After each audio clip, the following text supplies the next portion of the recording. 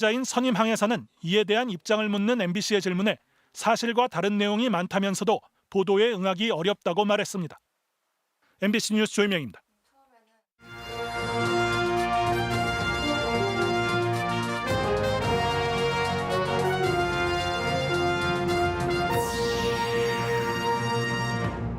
오송 참사와 관련한 검찰의 전방위 압수수색이 이틀째 이어졌습니다. 신고를 받고도 현장에 바로 달려가지 않은 경찰에 무게가 쏠렸습니다. 충청북도가 법정 기준을 웃도는 충북형 수해 지원을 검토 중입니다.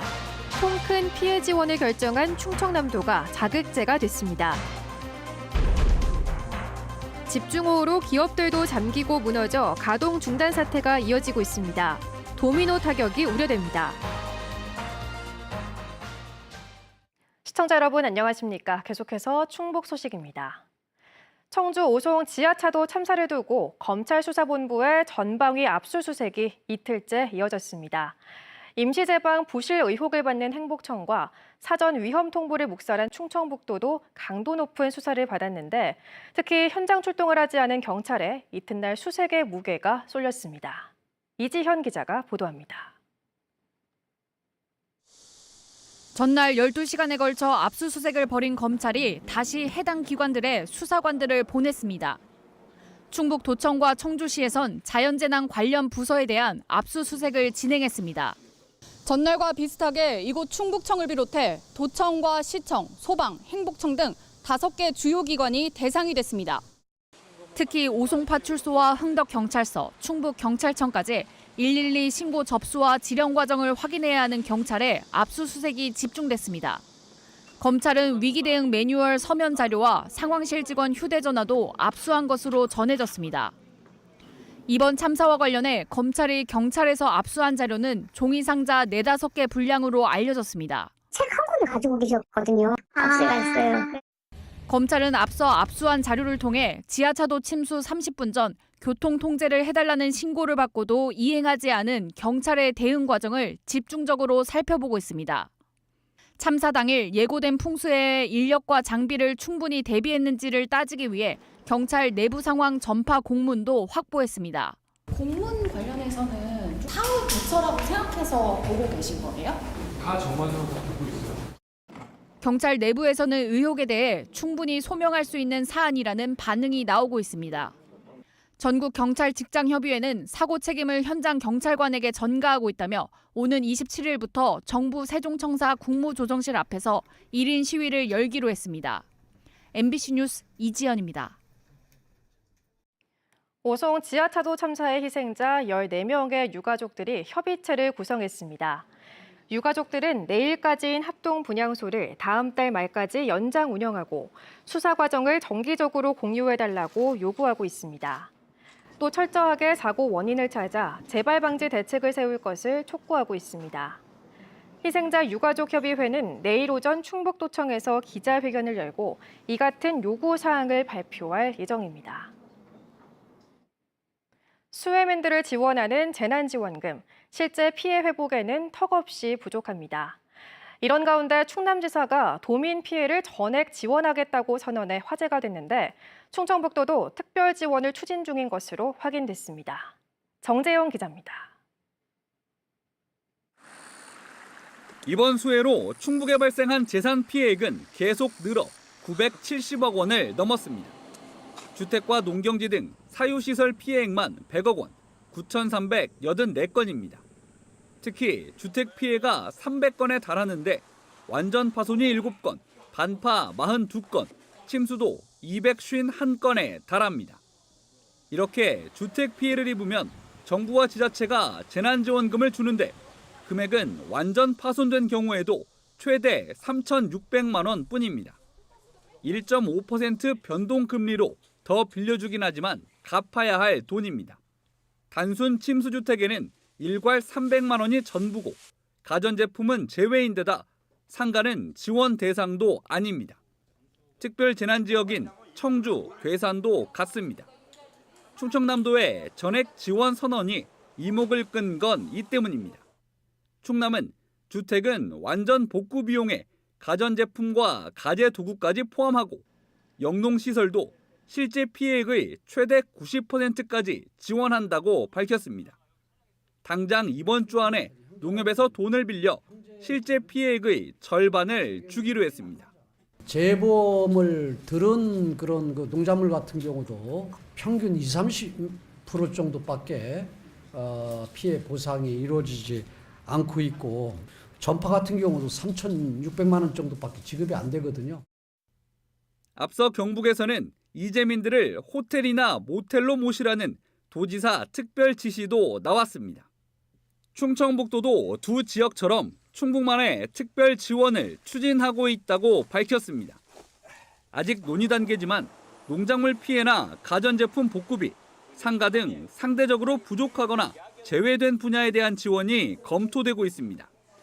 재원은 올 초 200억 원대로 편성한 재난대응 예비비와 약 12억 원의 성금, 특별재난지역 선포로 절감한 지방비 등이 투입될 전망입니다. 이번 호우 피해에 대하여 농업 등 재해대책 이외의 우리 도반의 특수시책을 발굴하여 지원될 수 있도록 추진 중에 있다는 말씀을 드립니다. 충청북도는 사유시설 피해 집계가 끝나는 이달 말까지 추가 지원책을 확정할 계획입니다. MBC 뉴스 정지영입니다. 충북 지역 집중호우로 현재까지 신고된 농작물 피해가 3,000헥타르를 넘어선 것으로 집계됐습니다. 충청북도는 청주와 괴산, 충주를 중심으로 모두 10개 시군 3,150헥타르에서 침수 등의 피해가 집계됐다고 밝혔습니다. 시군별로는 청주가 1,745헥타르로 과반을 차지했고 이어 괴산 887, 충주 254헥타르 등입니다. 축수산 분야도 10개 시군 42곳에서 20만 7천여 마리의 가축이 폐사했고 어류도 4곳 1,300만여 미가 유실 또는 폐사했습니다. 오송 지하차도 참사 다음 날 충청북도 도로관리사업소가 김영환 지사의 괴산 땅 주변에 정비 사업을 발주한 것과 관련해 야당의 공세가 이어졌습니다. 민주당 충북도당은 실종자 수색에 경황이 없던 와중에 누구의 지시로 지사 땅 길목에 정비공사 입찰 공고를 냈냐면서 김 지사는 도민 생명보다 본인의 땅이 우선이냐고 비판했습니다. 이에 대해 충청북도는 해명 자료를 내고 해당 사업은 전임 도지사 시절에 행안부 중기계획에 따라 결정된 것으로 김 지사와는 아무런 관련이 없다고 밝혔습니다. 또 담당 부서가 참사 다음 날인 일요일에 정비 사업을 발주한 것도 신속한 처리를 위한 정상적인 행정 행위라고 덧붙였습니다. 최근 발생한 집중호우로 기업에도 큰 피해가 남았습니다. 공장 벽이 무너지고 주요 설비와 원자재를 못 쓰게 되면서 가동을 중단한 업체들도 적지 않습니다. 김영일 기자가 보도합니다. 공장 일부가 흙더미에 파묻혔습니다. 폭우에 근총벽이 무너져 내리면서 공장을 덮친 겁니다.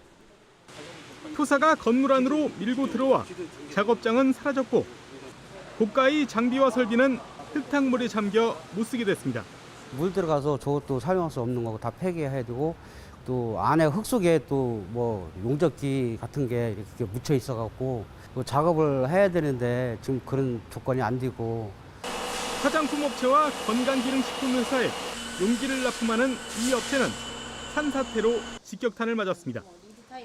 밀려 내려온 흙더미에 바닥은 진흙밭으로 변했고 창고에 있던 2억 원 상당의 원자재는 못 쓰게 됐습니다.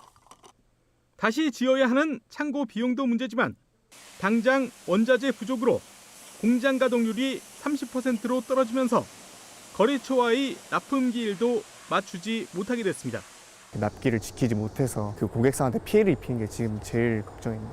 워낙 지금 피해 상황이 크다 보니까 그래서 한 3주에서 4주 정도는 생산이 다시 복구되는데 기간이 소요되지 않을까. 지난 14일부터 이틀 동안 내린 집중호우로 피해를 본 청주 기업체는 모두 26곳. 현재까지 피해액만 43억 원이 넘을 것으로 추산되고 있습니다. 특히 피해가 큰 8곳은 여전히 가동을 못하고 있습니다.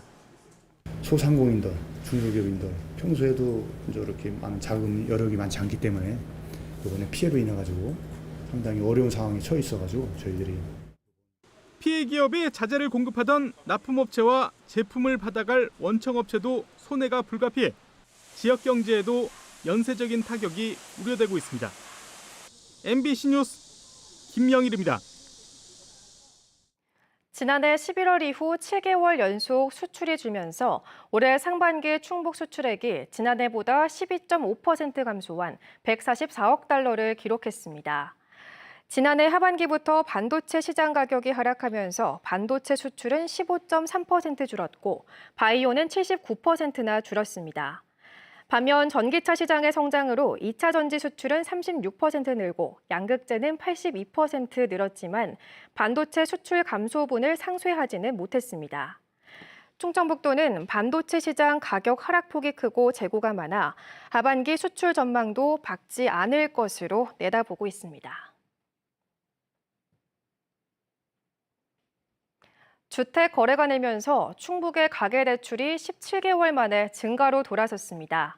한국은행 충북본부가 발표한 금융기관 여수신 동향을 보면 지난 5월 충북의 금융기관 가계대출 잔액은 한 달 전보다 325억 원 늘어 2021년 12월 이후 17개월 만에 증가로 전환했습니다. 한국은행은 5월 충북의 주택 거래가 2,500여 건으로 늘면서 주택담보대출도 812억 원이 증가해 가계대출 폭이 확대됐다고 분석했습니다. 한편 뱅크런 위기를 겪었던 새마을금고는 정기예금을 중심으로 수신이 699억 원 감소해서 742억 원 증가로 전환했습니다. 제천에서 흉기를 들고 아파트 단지를 배회하던 20대가 경찰에 붙잡혔습니다. 제천경찰서는 오전 10시 반쯤 한 아파트에서 남성이 흉기를 들고 다닌다는 신고에 따라 순찰차 5대와 형사들을 출동시켜 해당 남성을 긴급 체포했습니다. 경찰은 가족들과 협의해 정신병원 응급 입원을 검토 중입니다. 오는 28일 개막하는 제31회 청도 하계 유니버시아드 대회에 충북 출신 선수 8명과 임원 3명이 출전합니다. 청도 유니버시아드 대회에 우리 대표팀은 18개 세부 종목에 344명이 나섭니다. 충북 소식 마칩니다. 고맙습니다.